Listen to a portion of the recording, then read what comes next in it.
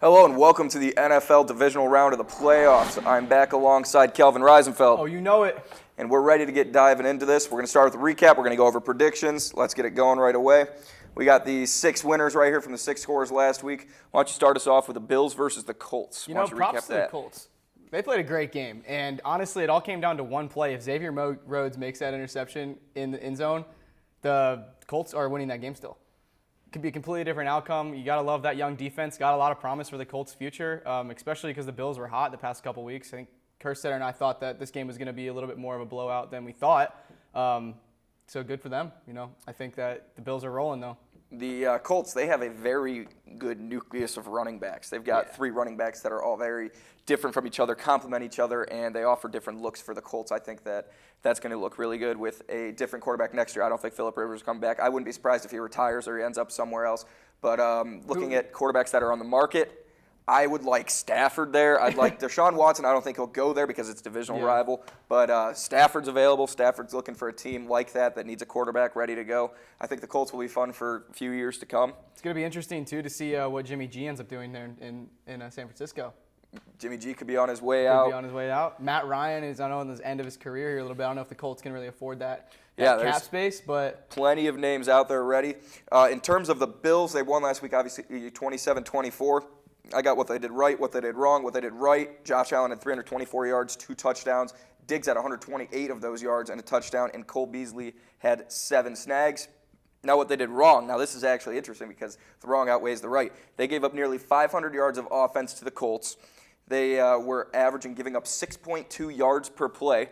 So you could ultimately just march down the field with a ratio like that. They gave up 163 rushing yards. Allen was their leading rusher with 50 yards. And they had 10 minutes less time of possession. And their defense produced 0 turnovers. So a defense that last year was producing turnovers left and right didn't produce any turnovers this week. So going in against the Ravens this week, they've got to turn those things around. They've got to get more time of possession. They've got to get their running backs going. They've got talented young running backs in Zach Moss and Devin Singletary. But they need to switch those things up. They need to produce turnovers. The Ravens will punish you. Yeah, especially they're one of the number 1 teams in the league, and I think the number 1 team in turnovers this year. We'll get into the Colts, or not the Colts, the Bills and the Ravens matchup a little bit more because I think you brought up some interesting points there that we'll get back to. How about that for the Bills? Their running game is definitely questionable, and you don't win playoff games, especially 2 playoff games with only having your quarterback as your leading rusher at 50 yards. Whoops. So we're moving now on to the Buccaneers versus the Washington football team. The Bucs won by 8. What the Buccaneers did right to start off with, Brady had 381 yards, 2 touchdowns, and he was the most efficient quarterback according to PFF Pro Football Focus last week. 43 years old and washed. But he's washed. Fournette, it was averaging 5 yards per carry, had just under 100 yards and a touchdown. Mike Evans had over 100 yards, he had 119. And they gave up less than 100 rushing yards to a team that has 2 good running backs in J.D. McKissick and Antonio Gibson. So that's especially with having a new quarterback coming in Heineke, who played a great game. Yeah. You knew that they were going to be leading on their running back shoulders.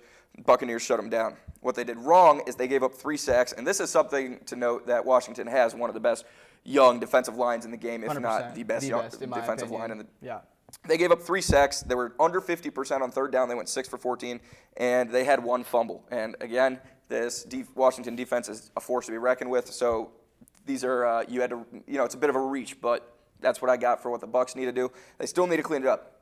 The Saints are a different beast. Yeah. So they still need to clean it up. But after last week, it seems like they're trending in the right direction. More a little bit, too, on the Washington football team is you got to give credit where credit's due. I mean, they played a great game. Young, new quarterback coming in, even good enough that Brady was going to shake his hand after the game, which is atypical. I think that they show a lot of promise for next season. They have Terry McLaurin as a wide receiver, 2 great running backs, and that defensive line is phenomenal.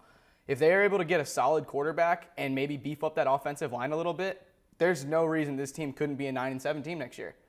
But, it's in the NFC least, so, never going to get out of them. So we'll see. Yeah, there's, again, a lot of quarterbacks on the market. Washington isn't exactly in a position to draft a quarterback. However, a young guy named Zach Wilson coming out of BYU, you don't know where he's going to fall to. True. So if you're willing to take that risk, he's a gunslinger. Yeah. I mean, it's kind of like that reminds me of like a Daniel Jones coming out of Duke situation with New York, and he's been playing fine there his first couple seasons. But you never know what can happen with some of those like later guys that get slept on. Yeah.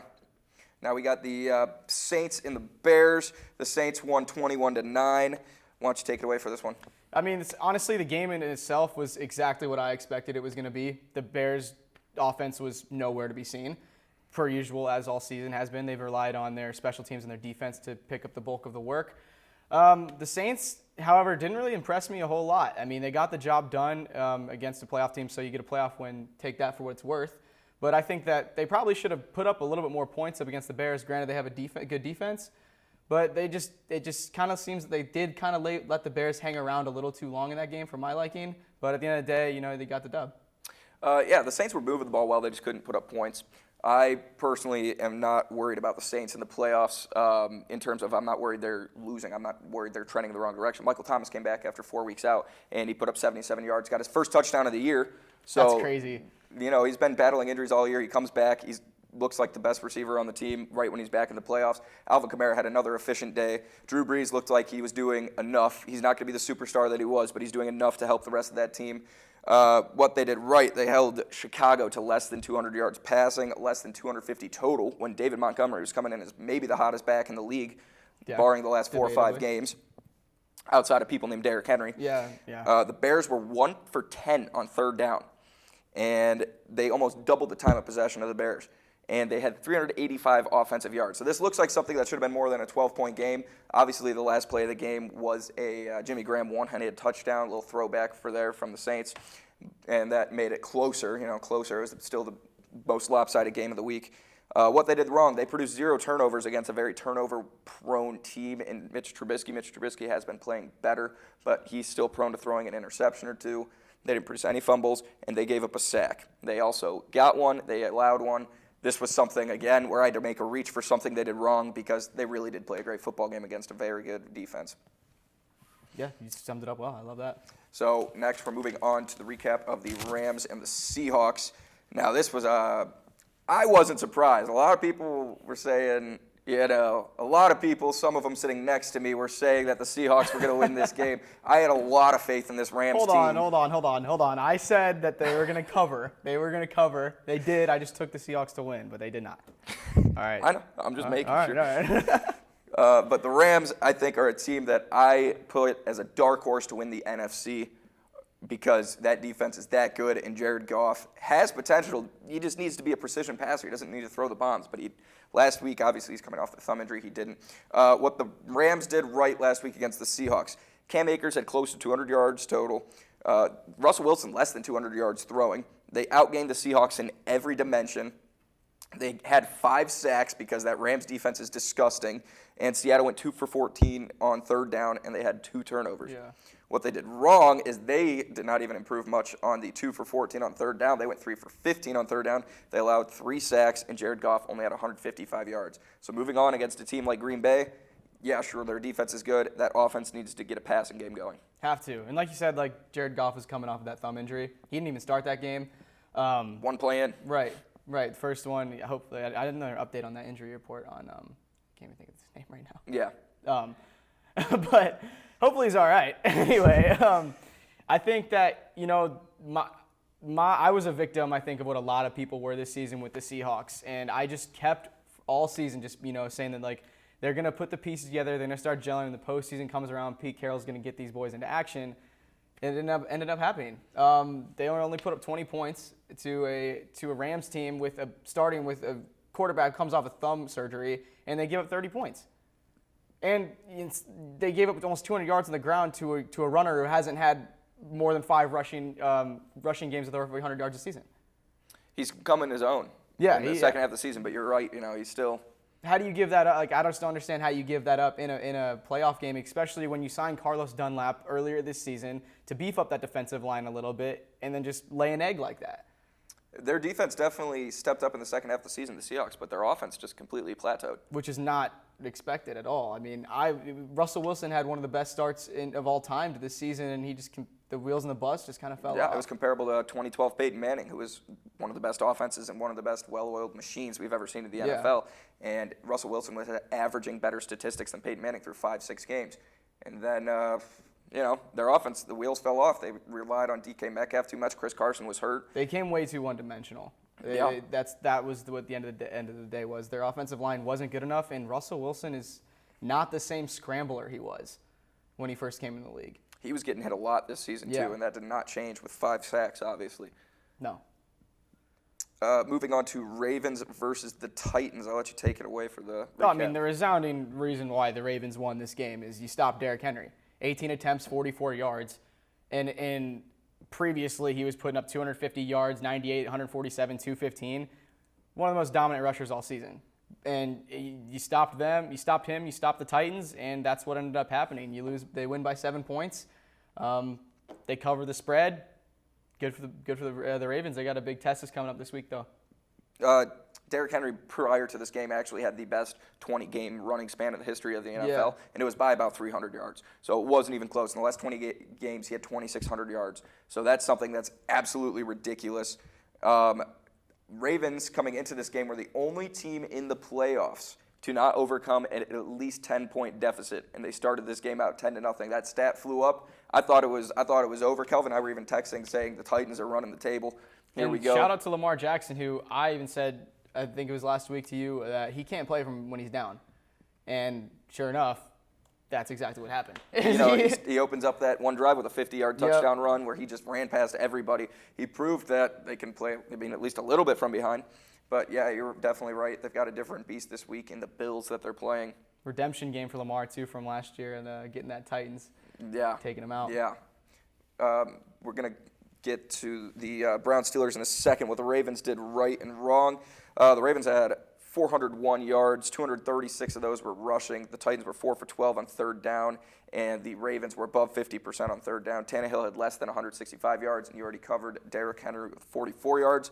Where they went wrong, especially with a quarterback like Lamar Jackson, they allowed 5 sacks. They had less than 200 passing, which they do. They are a very one-dimensional team, but they need to get to 250 if they're going to go all the way to the Super Bowl. And they had 5 penalties for 60 yards, which was the most of anybody in the playoffs last week. So clean it up on the offensive game a little bit, clean it up on the penalties. They'll be right there with Buffalo, no doubt about it. Now we have the last game of last week, the Browns and the Steelers. Now this game was... I don't even know the words for it. It was amazing. The Browns were favored to lose by a lot in this game. They were missing their head coach.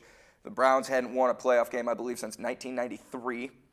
And they went out there against a game where they were heavily outmatched, probably out-talented in just about every aspect, and they won. They produced off of every turnover. They produced turnovers.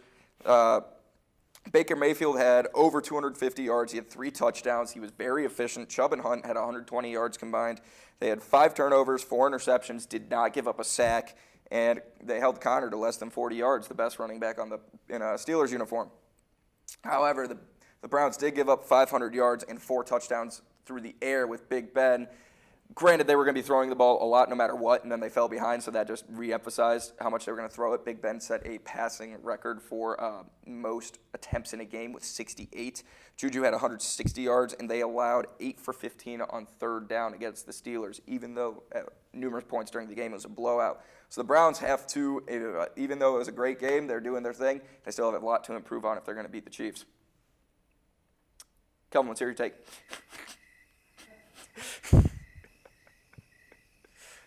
I'm sorry. Is that what you want me to say? I'm sorry, Browns fans. Is that what you want? You want an apology? My bad. All right, I'm sorry. I took the past 20 years into consideration when I was looking at this game. I got nothing to say, man. I mean, great, good for the Browns. I'm actually happy that the Steelers are out of the playoffs because you know how much I hate them. So I'll take that with my silver lining and run with it because the Browns definitely proved me wrong last week. I thought that I thought they didn't stand a chance. I thought that the Steelers were really going to run away with it. First snap of the game, ball gets tossed over Ben's head and in the end zone for a touchdown. Just like that. And then Ben proceeds to throw 4 interceptions, 2, I believe, which got batted at the line. And, that's just an unfortunate event in what could be Ben's last game as a Pittsburgh Steeler. He's been flirting with the idea the last few weeks. If he's not good enough, he's retiring again. Well, 4 interceptions.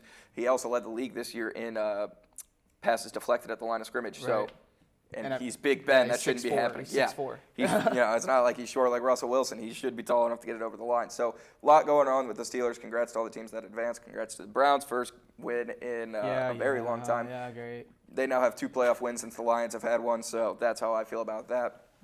Yep, go Browns. Yay, love them. So We will good. get right into the predictions now. We're starting off with the first game. It's the Rams. It's the Packers. The Packers are favored by 6.5. In the last 6 games that these two teams have played, Green Bay is 5-1. However, the most recent, Green Bay lost to the Rams in 2018. Okay. I mean, what was the spread on this? 6.5? 6.5. You better not take the Packers in this game. I know what you're thinking. The Packers, great offense, prolific offense, Devontae Adams, Aaron Jones. It looks great. But this Rams defense is by far the best defense in the league. Not by far, but they are the number 1 defense in the league. However, their sacks per game for the Rams, they're averaging 3.4 right now. And the Green Bay Packers are averaging 31.8 points per game, which is leading the league. But the Rams are giving up 281 yards per game, which is the least amount in the league for a defense. So this is a complete reverse of the best offense statistically to the best defensive statistically team. And the Green Bay Packers, also another interesting statistic, oh my gosh, are 80% TDs when they're in the red zone. Every time they reach the red zone, 80% of the time it's going in the touchdown. Seems like Rodgers throwing to Adams somewhere. Right? Weird how that works. It's almost like you have Aaron Jones too back there. But the Rams also have the top pass defense, 187.8 yards, number 1 in the league. So this is just a complete reverse of what I'm so interested in this game. Defense wins games. I'm still taking the Packers, but I'm taking the Rams on the spread for sure. Now, this is a game that, like you said, is very interesting. I do believe that defense wins games. And if you were to ask me who has the better defense, obviously it's the Rams. Better offense, obviously it's the Packers. So it comes down to the opposites. And the Rams' offense just is not as good as the Packers' defense is compared to the rest of the league. And the Rams' quarterback situation is just not as strong as the Packers say their cornerbacks. And their defensive line, Jair Alexander is a freaking beast. Might be the best cornerback in the league this year.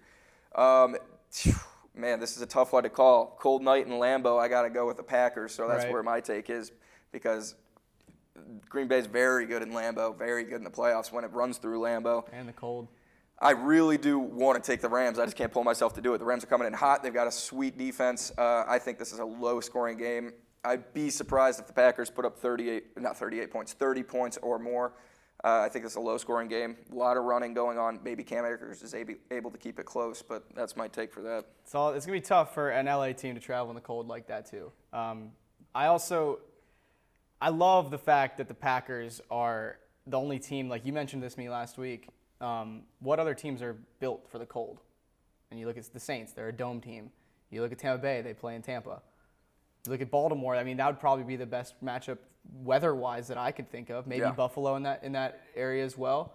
But, I mean, as far as the NFC is concerned, I don't see any teams really performing like Green Bay does in the cold. It seems like every time there's a game that breaks records for how cold it is, it's in Green Bay.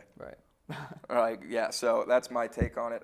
Personally, I wish we would have looked up the weather for this game. But let's look it up. Go ahead. But I just think that this game is going to be won on the ground rather than in the air, and because Rodgers is going to produce. Yes. And Devontae Adams. Rodgers has been hidden. They have to be one of the best duos of all time, including this season, because of all the touchdowns Devontae Adams has had, all the catches he has. What do you got on the weather? It's going to be 35 degrees with a chance of snow at 4 o'clock in the afternoon there. So that's pretty cold. That's actually not as bad as I thought. Not as bad, but it's still a cold game, and you got to travel from the West Coast to middle of the country, East Coast. So I'm taking Packers. That's that. Now we have the Ravens and the Bills in Buffalo. Bills are favored by 2.5. Ravens in the last 4 against Buffalo are 3-1, and they most recently won in 2019. This game, I'm taking the Ravens. Really? And this was another really tough game. This is a really entertaining game. I think that Lamar Jackson, he's got his swagger back. He's got his mojo back. He's had it the second half of the year. I think I got my swagger back. Lamar Jackson, after going down 10 points, that's what he said. Yeah. The big question mark for me is J.K. Dobbins really started to come alive the second half of the year, and they were using him a lot, and it was able to complement Lamar Jackson's run game, his throw game. They could play actions. And then they didn't give him the ball 10 times in the last game. No. And that confused me because J.K. Dobbins has just really come into his own as the Ravens are coming into their own. So I think that J.K. is going to get more chances this week. I think he'll have 15 touches. That's why I'm taking the Ravens. I think Lamar Jackson's going to be ready to freaking go, man. The Bills team, they had too many question marks for me. And the Ravens team, last week they had a set-out goal. They said, we're going to shut down Derrick Henry. They went ahead and did that. I'm sure they've got something similar this week. They've got the defense to beat anybody in the league. They have the offense to run it up. If Lamar Jackson can throw for 225 yards plus and keep Marquise Brown active, they win this game. Yeah, I would agree with that. The only thing that I would have to say is that the Bills' secondary is phenomenal. Jordan Poirier is stud, along with Tre'Davious White. Tremaine Edmonds is going to be the big circle. The man of the match is going to be Tremaine Edmonds, the middle linebacker for the Buffalo Bills. If you stop the Ravens' run, we've said it all year, if you stop their run game, you're going to be able to beat them. However, the Bills are averaging 122 yards per game giving up on the ground. And that's not good. No, not against this team. Not against this team. However, the Bills are also second in the league in yards per game at 396. So it's going to come down to how well can this Ravens team contain Josh Allen, who is scorching hot right now, and this receiving core, which, by the way, in my opinion, could be easily a top 3 receiving core in the league. John Brown led the league last year in 50-plus yards per reception. And then now they have Stephon Diggs, who's been an absolute tear this past couple weeks. And you also have Cole Beasley, who had a phenomenal game last week. If they're able to establish a run, Devin Singletary is another name that you got to circle on this list. If he can get maybe 75, 80 yards out of production on the ground, have Josh Allen maybe run for another 30, 40, and throw over 200 yards, which I think that he absolutely will throw over 250, I think that the Bills are gonna take it. That's my take. I think the Bills got it. I disagree about you calling them a top 3 receiving core in the league. Yeah? I think that there are a lot of really good trios in the league, and the Buffalo Bills are one of them, but they're not top 3. They gave up 500 yards last week. The Ravens are ready to freaking go. They gave up 163 rushing yards last week. The Bills? Yeah. To the Colts? Yeah. Who have 3 running backs? 3 running backs that Jonathan Taylor, Nyheim Hines? I'd still take the Ravens backfield versus theirs, and I like the Colts backfield. Right. But I'd take the Ravens backfield and their quarterback because he's freaking running back who can zing the ball. So You take Lamar Jackson over Josh Allen? I'm talking about over the Colts. Oh, okay. Rushing Sorry. defense. Sorry. Okay, my bad. The Colts rushing game versus the Ravens rushing Yes. game. And they looked sketchy against the Colts, and the Ravens are much better than the Colts. Also, this is the point that I wanted to get back to, so I'm glad you brought this up.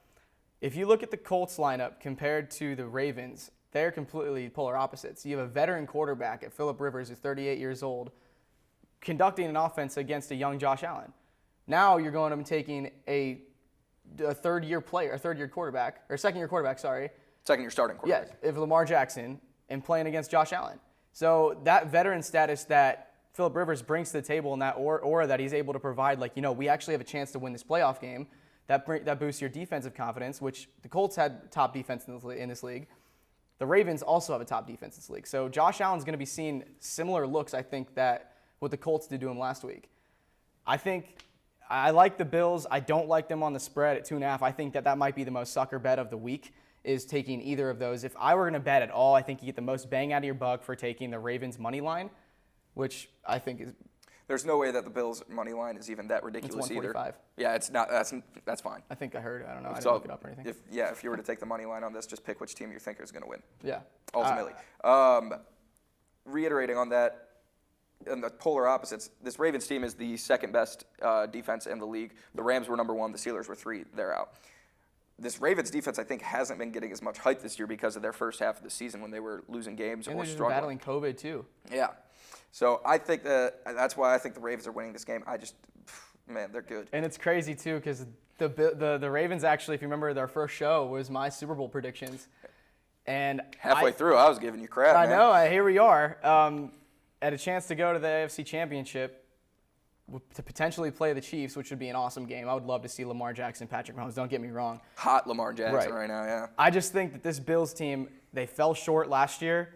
They're going to remember that. They're hungry. I think that they're going to take this game by a field goal. No, that's fair.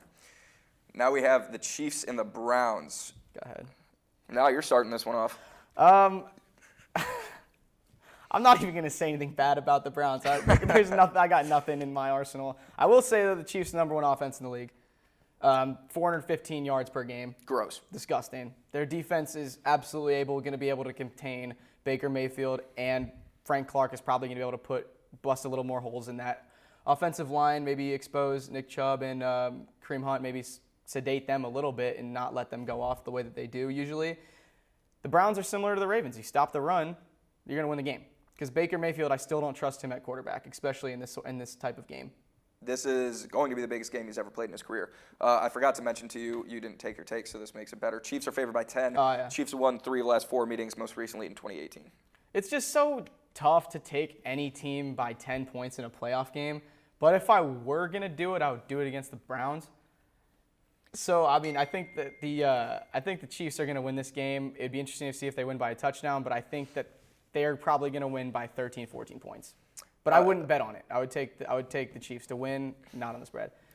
I think that you just have too much hate in your heart for the Browns. Probably. I'm This disgusted. is going to be a much better game than the media is giving it credit for. Chiefs by 10 is even bold. If it was 6.5, I'd be like, I would even think that was bold. The Browns are coming off of a huge win for just the history of their franchise. Kevin Stefanski's coming back. You know that man is juiced up, ready to go.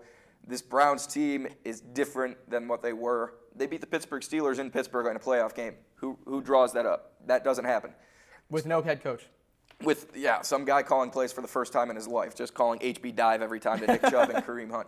But I think that the Chiefs are just going to be too much for the Browns. The Browns are going to come in hot. I would not be surprised the way that the Chiefs play football games if the Browns got a 2-touchdown lead early. I just don't And then the Chiefs come back and climb back. The Browns are going to come out hot. Freaking piss and vinegar, man.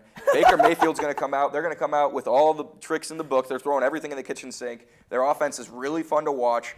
The Chiefs are just going to be too much for the Browns. The Chiefs had a week off, so, Mahomes hasn't played in 2 weeks. True. Which statistically can really hurt you. My only concern with this game, my biggest concern for this game, is the fact that the Browns secondary is not strong.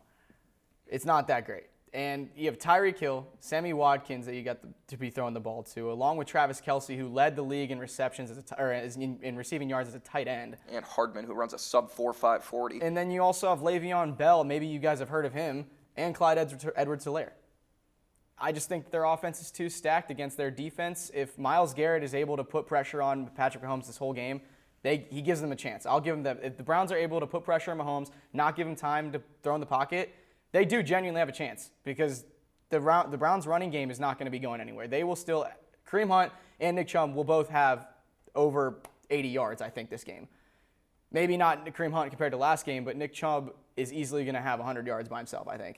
Well, the Chiefs also have played the most one-score games this year out of anybody in the playoffs. And right. Most of them have been less than 6 points. And it's not like this team – we haven't seen this team lose. We saw them lose to the Raiders. Yeah, and they were out-coached. Yes. And I love Andy Reid. But this is just going to be a freaking awesome game. I'm really excited for this.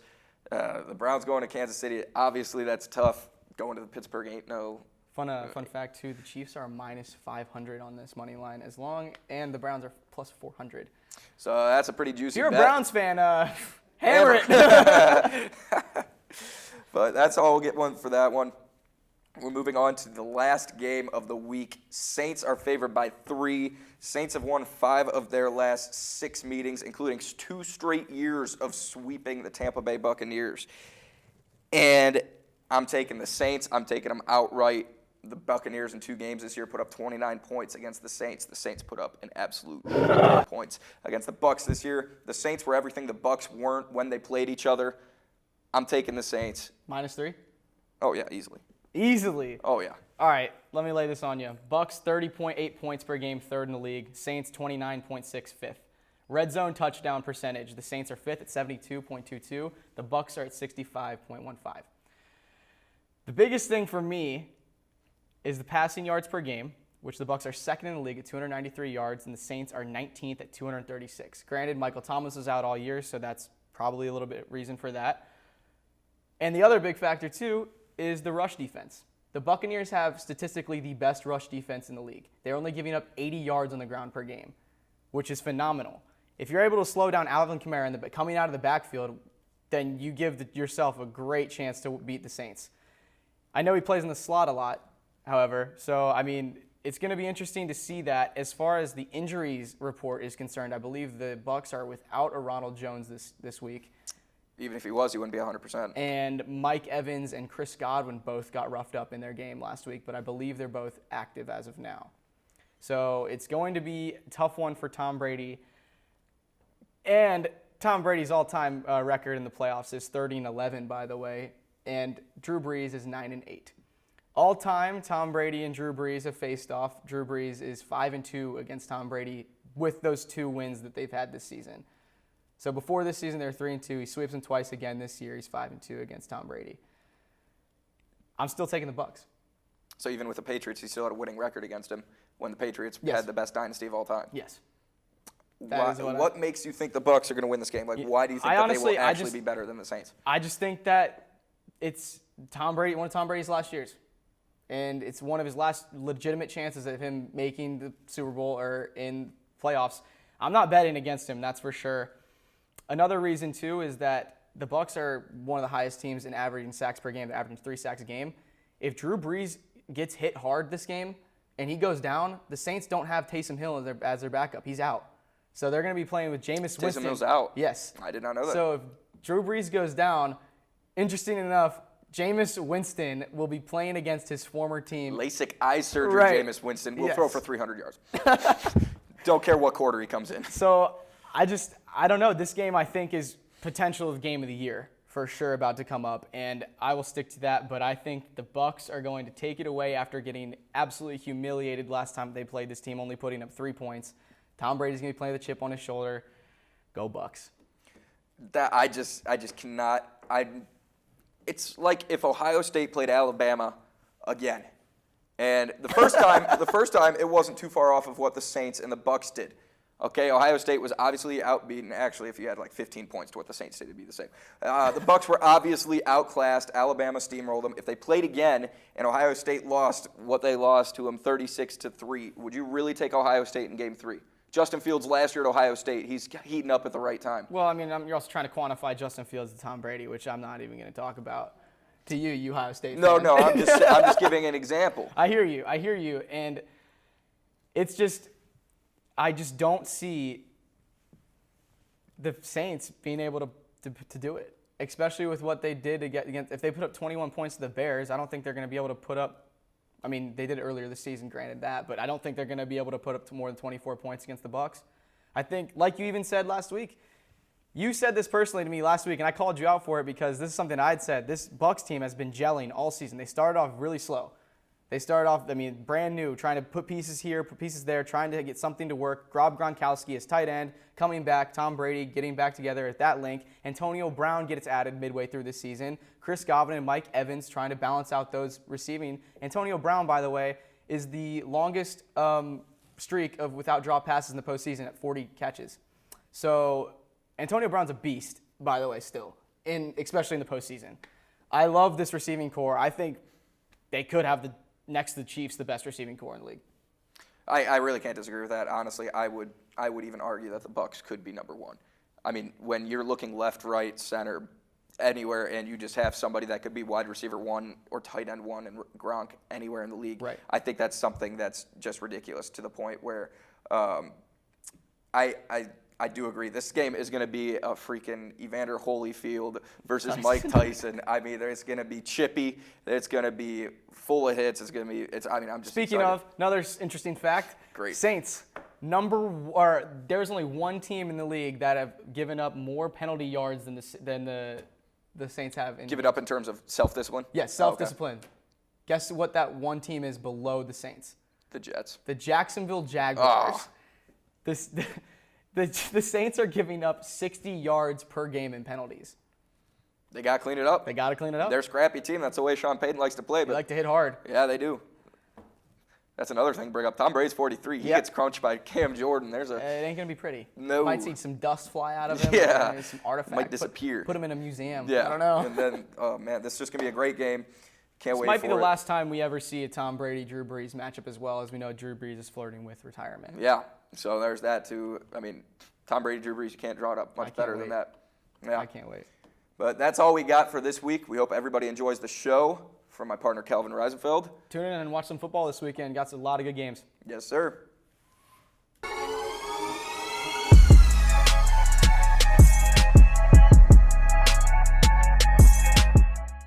UFTV is your university and community TV station.